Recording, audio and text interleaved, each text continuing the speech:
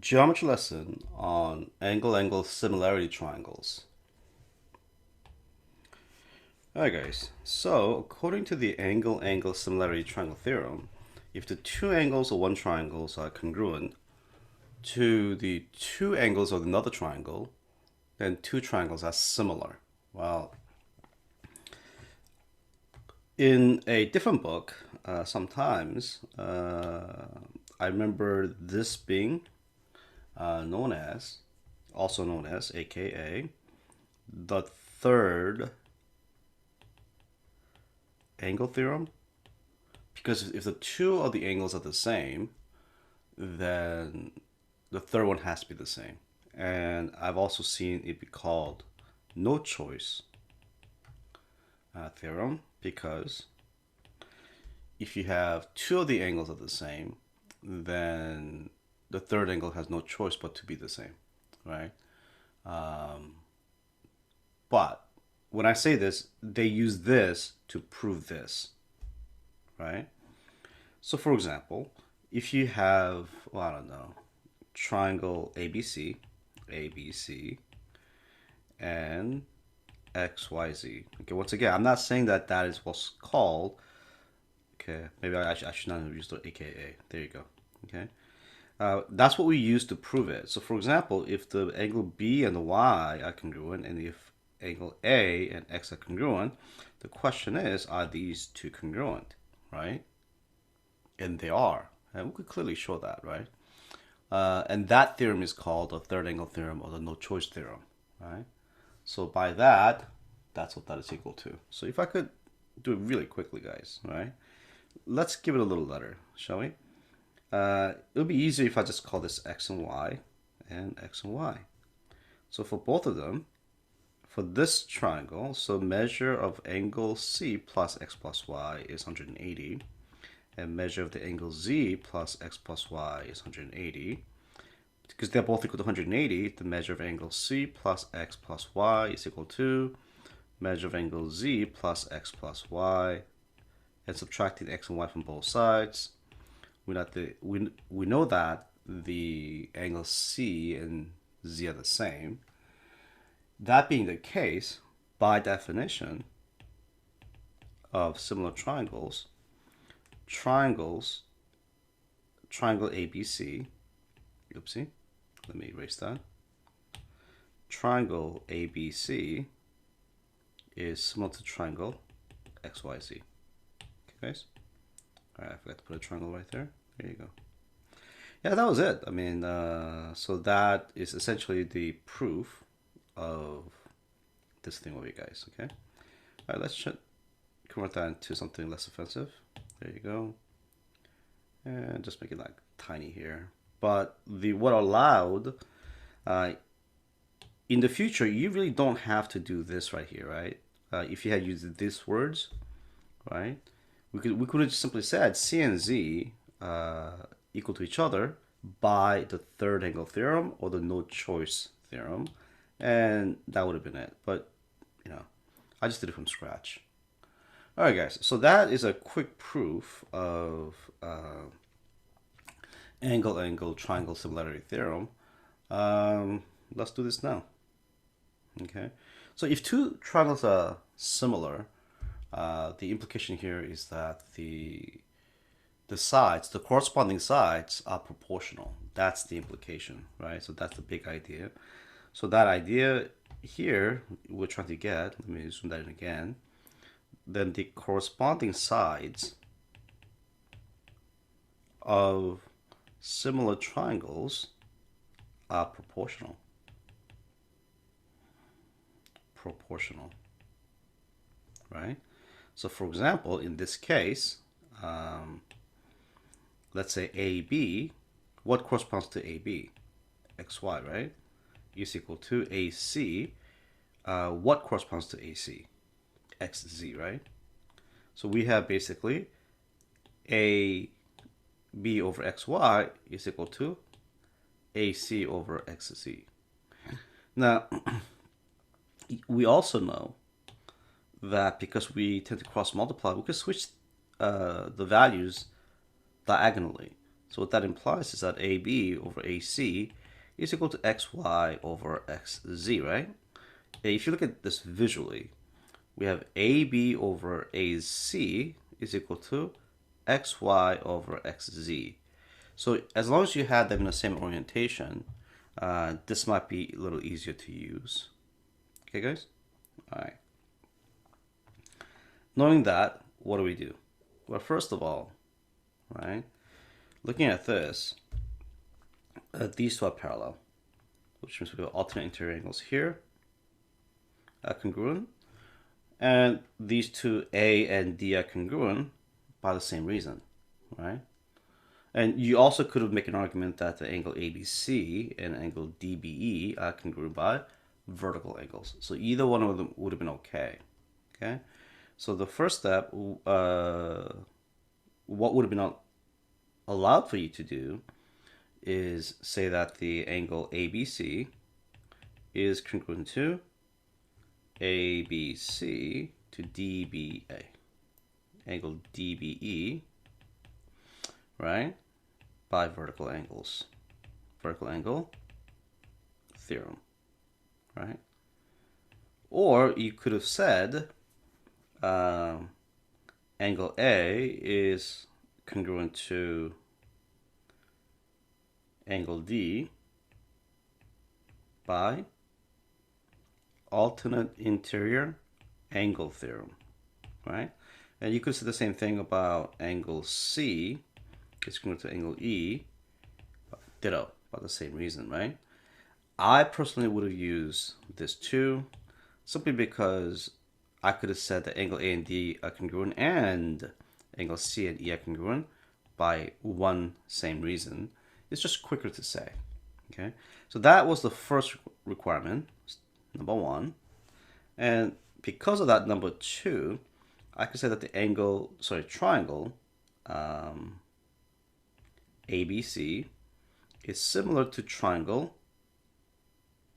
DBE by angle similarity triangle theorem. Okay, guys. Triangle similarity triangles. So I suppose if I go by the way it was written, it should say angle triangle similarity theorem. Okay, I swapped that out. So that's step number two. And the last step, because the consequence of it being a similar triangle, sides are proportional. And we're interested in BE, so that's the question mark. So I want BE, right, guys? That's what I'm looking for. I'm going to put it over here. What corresponds to BE? If you look at this BE over here, that corresponds to BC. BC. All right. What are the other known sides? Well, I got BD, right? That's what I'm looking for, but I have this. So what corresponds to BD? Don't assume that it's BA because you see it over here. Double check your work. BD goes this way, so it must be BA. 2, 1, 2, 1, right? So that's BA. So that implies that I don't know what B is what we're looking for. And the BC is 54 is equal to BD is also 54 and BA is 36, right? Now, at this point, I don't like to, when you cross multiply, some of you guys multiply 54 times 54. Please don't do that, okay? Now, when you look at this, what do we see things in common, right? Between 56 and 36. I could have actually, reduced it then. And let's assume that you can't do that in your head. So this is a technique that you could utilize. 36, 54. If you don't see it right away, you're like, hey, wait a minute. I see 9. So 9 goes into that 4 times. 9 goes into this 54 6 times. And I see that 2 goes into both 4 and 6. That's 2 and 3. This number, when you multiply it out, guys, is that's right, greatest common divisor or greatest common factor. So 18 goes into 58 3 times, and 18 goes into 36 twice. You could do it that way, right? So that ratio is 3 to 2, okay? So once you do that over here, I don't like to make a huge mess, right? By crossing things off like this. Just, try to avoid that at all cost. And then I see that 2 goes into 54, right? That's 27 times 3. Therefore, BE is equal to 81. Okay, guys? Let me write that a little neater. 81. Make it a little more legible. Okay? So that's how you do it, guys. Okay? All right. Let's walk through the next one. So they already gave you one, right? This corresponding angles are congruent. By the converse of the corresponding angles, we know that these two are parallel, right? Now, once we know that this is parallel, we know that these two are congruent. You could do that if you like. I'm not going to, because we are comparing the triangle between RSV and RTU. Wait a minute, don't they share angle R right there? Right. So I suppose you could have done this part over here to show that these two are congruent, but it's a longer period of time. So by saying that the angle R is congruent to angle R, right, you could say by angle triangle similarity theorem, right? Okay, you know what? Let me phrase this slightly better. I could say since, right, that is true, triangle RSV is similar to triangle RTU by angle triangle similarity theorem. That's step number 1. Okay, now what else do we do? Okay, so unlike before, I combined step 1 and 2 before. So I stated the reason and this. So I suppose I probably should have said maybe this is like A1 and A2, right? And this right here is the B. I think that might have been better, okay? So here I combined the A1 and A2 because it was much quicker, okay? So I showed what things are congruent. Because of that, I know that triangles are similar. And then what could make it easier for you here is to separate the picture. So you could say you got RTV over here and make it a little longer. RSV, my bad. Okay. And RTU. And you know that this is congruent and you know this is congruent.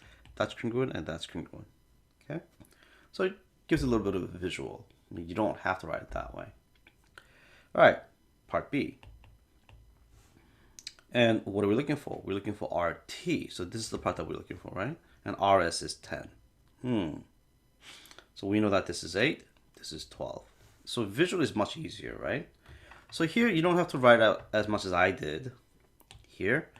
I don't think that's necessary, right? But what you can do, it's definitely a good idea to do them, just get the habit. But we can see that RT over TU, see that?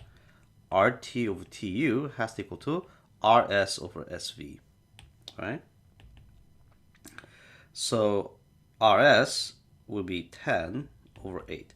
Now, if you feel supremely confident, then do this. But, it might be a good idea to think thoroughly through this. And if you're not as comfortable, I highly recommend that you write that out, show the progression of your work, and then I do cross multiplication first, but I do not multiply it out.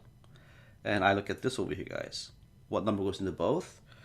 It's a small number, so 4 goes in there, right? So sometimes what I do is I actually break it down before I go. So 8 is 2 times 4 like this, right? So when you look at this, that's 5, and that's a 3. 5 times 3 is 13. Yeah, so I tend to like sort of anticipate what's going to happen. Sorry. Did I write down 13? 5 times 3 is 15. Right. Oh my gosh, that was silly. So RT, therefore, is 15. My. All right, guys, that was it. Okie dokie. All right. So we have next set of questions. Let's jump to that right here. Oopsie. And we have more theorems, guys. This one is called side-side-side triangle similarity theorem. What that basically says is that if all three sides of triangles are proportional to the corresponding sides of another triangle, then the triangles are similar. Did you hear that, guys? Right. If all three sides are proportional, all corresponding sides of them, right? And this one is if the two of the sides are congruent and one of the included angle is congruent, then then the triangles are similar. Right? So in similarity triangle, right, theorem, or similarity triangle theorem, is that we have three possibilities: angle, side, side angle, side. Just keep that in mind, guys. Okay. All right. So I suppose I should have put this one right there. Okay. So we got three of them that we could use. Okie dokie. All right. Let's start using them. In this one, what is this? You know what this means? We should probably go back, right?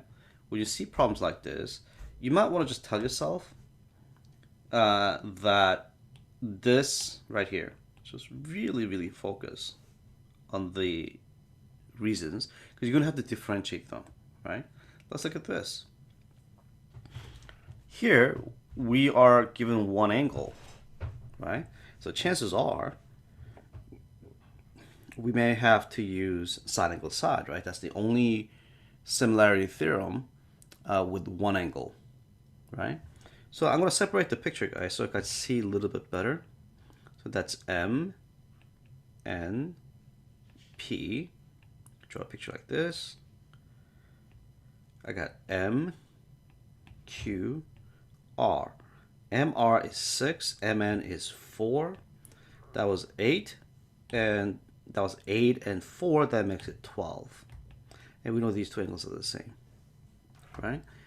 So I suspect, so question is, what do you suspect, right?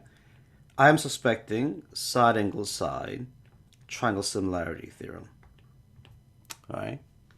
That being said, I know that these two angles are the same. It's given to us, so you don't really have to state that. So let's see if this is true. MN over MP is equal to what? 4 over 8 is 1/2.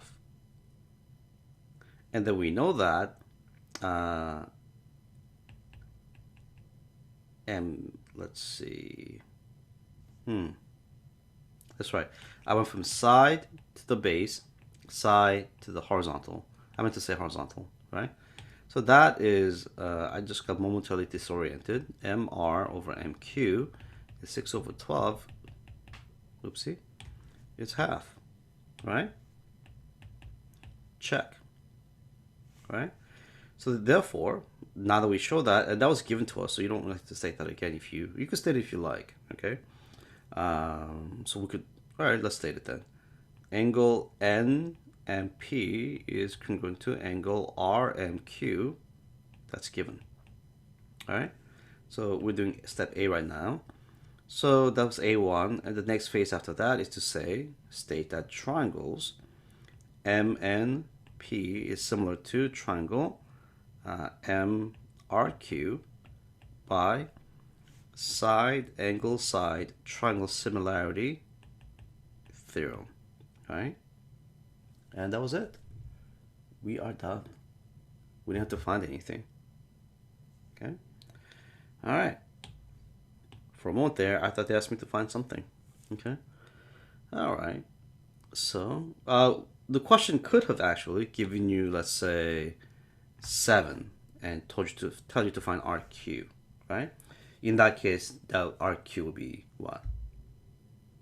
Has to have the same ratio, therefore it has to be 14, right? All right. All right, guys, let's go to the second example of 3.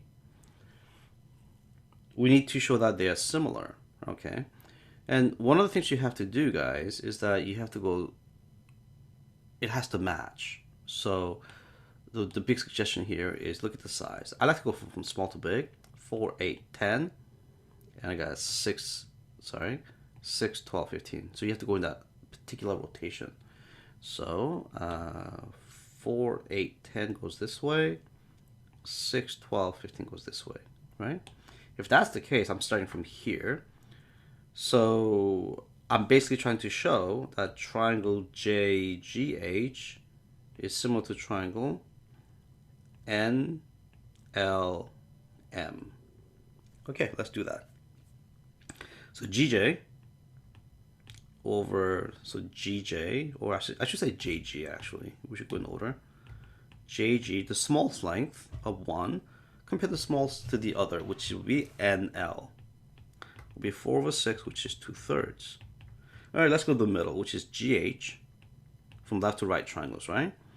Of LM will be 8 over 12. 4 goes into both of them, that is 2 over 3. And then let's look at the longer side, which will be HJ, like 3, 1, right? HJ over MN, 10 over 15, that's 2/3. Oh my gosh, they're all 2/3, right? Because they're all the same, I could say that these two are congruent by side triangle similarity theorem, guys. Okay, all right, that is it. So you have your turn to do, and 6, 7, 10, 11, please complete them and submit them, and we'll go over in class. I'd just like to see if you guys could do the problems on your own. All right, guys, thank you, and I shall see you in the next video. Okay, have a good night.